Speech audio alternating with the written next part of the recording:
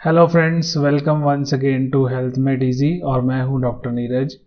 Friends, आज हम जिस कंडीशन के बारे में बात कर रहे हैं उसके लिए मुझे आप में से कुछ लोगों ने लिखा था कि सर हम जब भी हमारे शोल्डर को रोटेट करते हैं तो रोटेशन के दौरान एक अजीब सी आवाज़ आती है शोल्डर के अंदर से। कंधा जो है वो क्लिक की साउंड करता है और अजीब सी आवाज़ आती है। हमें यह सोचने पे मजबूर करती है यह आवाज़ कि हमारे कंधे में सब कुछ नॉर्मल नहीं है।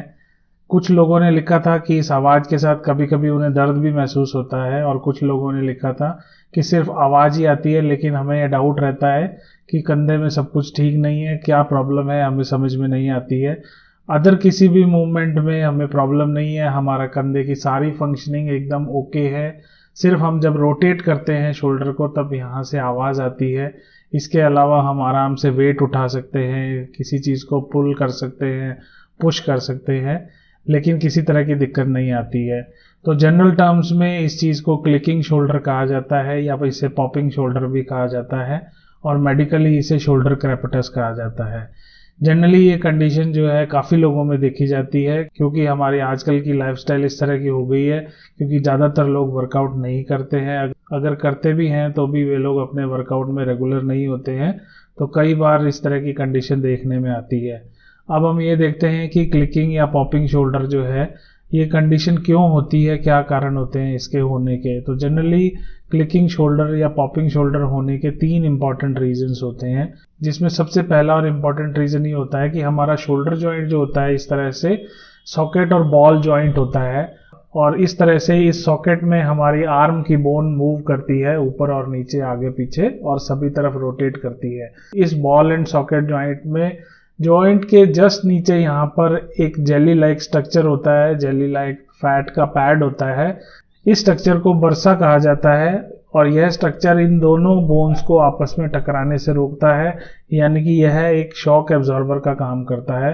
कई बार इस स्ट्रक्चर में सूजन आने की वजह से यह स्ट्रक्चर थोड़ा बड़ा हो जाता है, और जैसे ही हमारी बोन का हेड यहाँ से मूव करता है, जब हम बाजू को ऊपर की तरफ रोटेट करते हैं तो ये हेड हल्का सा स्लिप होता है, और स्लिप होने की वजह से यहाँ से क्लिकिंग साउंड आती है जिसे कि हम महसूस करते हैं, और यह साउंड अक्सर शोल्डर के रोटेशन में ही आती है।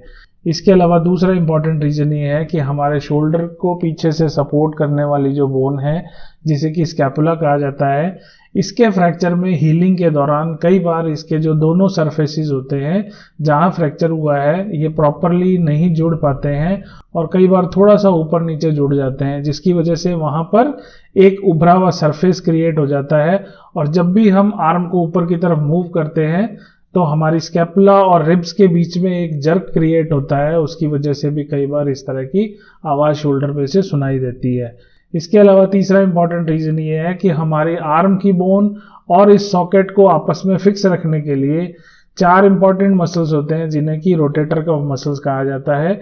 इन मसल्स में कई बार वीकनेस की वजह से भी ये शोल्डर जॉइंट इनस्टेबल हो जाता है, और उसकी वजह से जब ये 90 डिग्री से ऊपर की तरफ मूव करता है ऐसे, तो वहां पर एक क्लिकिंग साउंड क्रिएट होता है, जिसकी वजह से भी हमें शोल्डर में से कई बार आवाज़ आती हुई सुनाई देती है, और इस कंडीशन को हम क्लिकिंग शोल्डर या पॉपिंग शोल्डर कहते हैं, और मेडिकली इसे क्रेपिटस ऑफ शोल्डर कहा जाता है। इस कंडीशन में जब तक कि सिर्फ आवाज़ आती है तब तक कोई घबराने की ज़रूरत नहीं होती है। हाँ, अगर आपको आवाज़ के साथ में पेन भी महसूस होना शुरू हो जाता है तो इसका मतलब ये है कि अंडरलाइंग स्ट्रक्चर में अब इंजरी होना शुरू हो गई है, और उसकी वजह से वहाँ पर पेन क्रिएट होना शुरू हो गया है।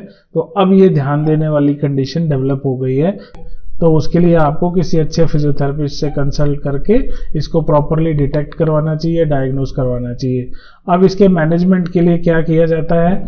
इसके मैनेजमेंट के लिए आपके फिजियोथेरेपिस्ट आपको कुछ बहुत इफेक्टिव एक्सरसाइजेज बताते हैं, जिसके लिए 2 तरह से इसको मैनेज किया जाता है। सबसे पहला होता है शोल्डर को रीअलाइन करना। शोल्डर को रीअलाइन कैसे करते हैं? आपके शोल्डर का जो मैकेनिकल स्ट्रक्चर है उनको एक्सरसाइजेज और फिक्सेशन थेरेपी से हम फिक्स करते हैं, जिससे कि उसका मूवमेंट वापस रीअलाइन होता है। तो इस तरह से हम इसको रीअलाइन करते हैं। और दूसरा ट्रीटमेंट प्रोसेस होता है कि अगर शोल्डर में इंस्टेबिलिटी की वजह से ये दिक्कत आ रही है, तो शोल्डर को बाहर से कवर करने वाले जो मसल्स हैं, जिन्हें कि रोटेटर का मसल्स कहते हैं, उनकी हम स्ट्रेंथनिंग करवाते हैं, जिसकी वजह से धीरे धीरे ये जॉइंट वापस कॉम्पैक्ट हो जाता है, स्ट्रांगली अपनी जगह पर फिक्स हो जाता है और किसी भी तरह का इसमें गैप नहीं रहता है, जिसकी वजह से वो क्लिकिंग या पॉपिंग साउंड धीरे धीरे चली जाती है। तो इस तरह से इस कंडीशन को हम रिकवर करवाते हैं। तो फ्रेंड्स, ये तो थी क्लिकिंग शोल्डर के बारे में जानकारी, जिसके बारे में आप में से कुछ लोगों ने मुझे लिखा था। अगले वीडियो में मैं आपके लिए कुछ बहुत ही इफेक्टिव एक्सरसाइजेज लेकर आऊंगा, जिससे कि हम शोल्डर की क्लिकिंग की प्रॉब्लम को दूर करने के लिए एक्सरसाइजेज को किस तरह से किया जाता है, इसके बारे में जानकारी लेंगे। सो फ्रेंड्स, ये तो था आज का हेल्थ अपडेट। आज का वीडियो अच्छा लगा हो तो इसे ज़रूर लाइक करें, अपने फ्रेंड्स के साथ भी शेयर करें, साथ ही साथ हमारे चैनल को सब्सक्राइब करना बिल्कुल ना भूलें और बेल बटन को भी ज़रूर प्रेस कर दें। फ्री फिजियोथेरेपी कंसल्टेशन के लिए मैंने लिंक डिस्क्रिप्शन बॉक्स में दिया है, आप वहां पर क्लिक करके भी फ्री फिजियोथेरेपी कंसल्टेशन के लिए रजिस्टर कर सकते हैं और उसका बेनिफिट उठा सकते हैं। तो फ्रेंड्स, मैं आपसे मिलूंगा अगले वीडियो में। तब तक के लिए आप सभी अपना बहुत ध्यान रखें। Good bye.